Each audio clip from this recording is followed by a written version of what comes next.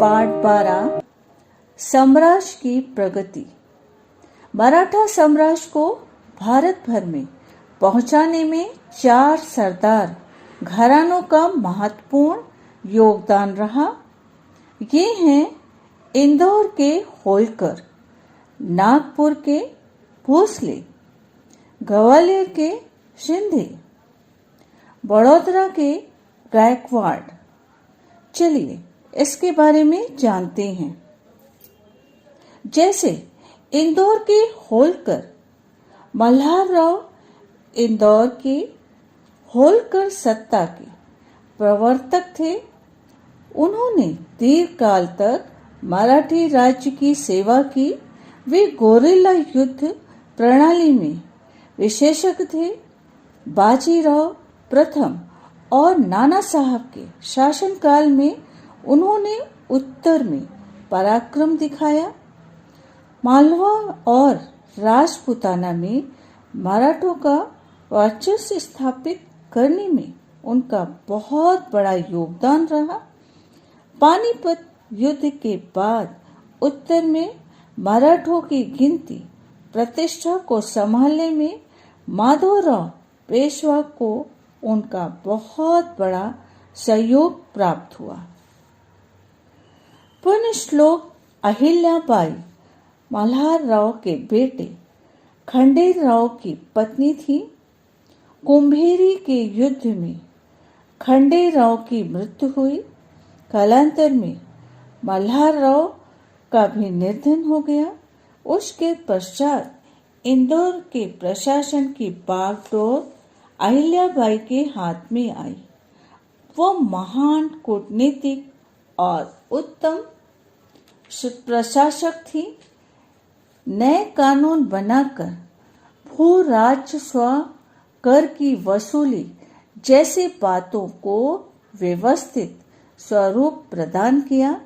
बंजर भूमि और बोआई के लिए उपयोग में लाना, किसानों के लिए कुएं खुदवाना, व्यापार उद्योग को प्रोत्साहन देना, ताल तालाबों का निर्माण करवाना, भारत के चारों दिशाओं में मंदिर, घाट, मठ, धर्मशालाएं, प्याऊ का निर्माण करवाना। वह स्वयं न्याय फैसला करती थी। वह महादानी और ग्रंथ प्रेमी थी। उन्होंने लगभग 28 वर्ष तक अच्छे से राज्य प्रशासन चलाया और उत्तर में मराठी सत्ता की छवि को उज्जवल बनाया। नागपुर के भोसले घराने में परसोजी भोसले को साहू महाराज के कार्यकाल में वनहाड़ और गोंडवाना प्रदेशों की सनद दी गई थी। नागपुर के जितने भोसले हुए उनमें रघुजी सब में पराक्रमी और कार्यकुशल पुरुष थे। वो दक्षिण के तिरुचिरापल्ली और अकार्ट के आसपास के प्रदेश को मराठों के प्रभुत्व में ले आया।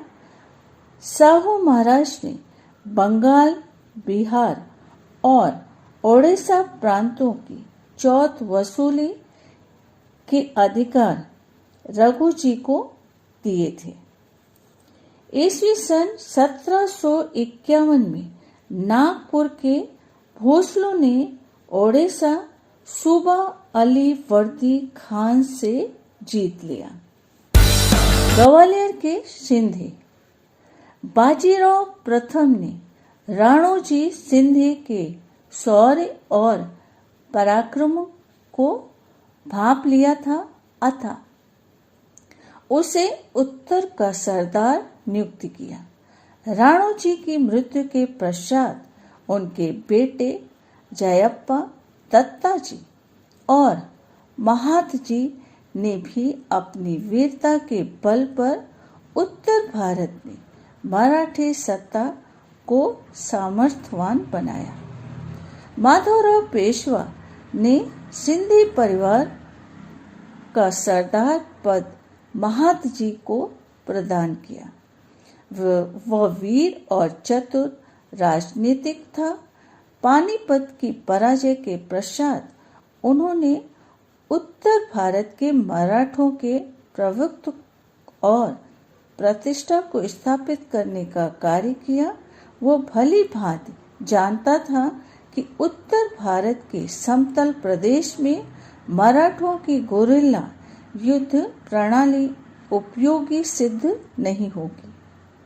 अतः उसने फ्रांसीसी सेना विशेषज्ञ डिबॉइन के मार्गदर्शन में अपनी सेना को प्रशिक्षित किया और तोपखाना सुसज्जित किया। इस प्रशिक्षित सेना के बल पर उसने रोहेल, जाट, राजपूत, बुंदेला आदि से आत्मसमर्पण करवाया। पानीपत के युद्ध के बाद मराठों की शक्ति क्षीण हो गई। इस विपरीत स्थिति में महादजी सिंधी ने अंग्रेजों को मात देकर दिल्ली के बादशाह को पुनः गद्दी पर बैठाया। इस कार्य पर प्रसन्न होकर दिल्ली पातशाह ने उसे वकील ए मुल्लक उपाधि प्रदान की, अर्थात दीवानी और सेना अधिकार का नियंत्रण उसे सौंपा।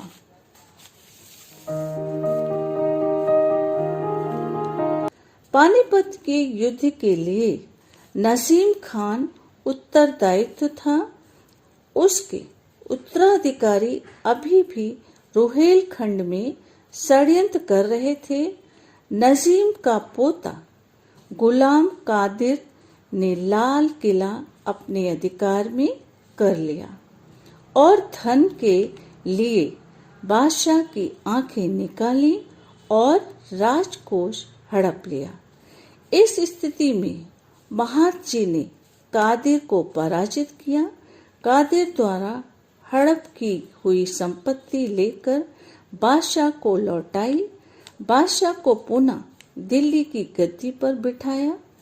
इस प्रकार महादजी ने पानीपत के युद्ध के पश्चात मराठों की साख पुनः प्राप्त कराई।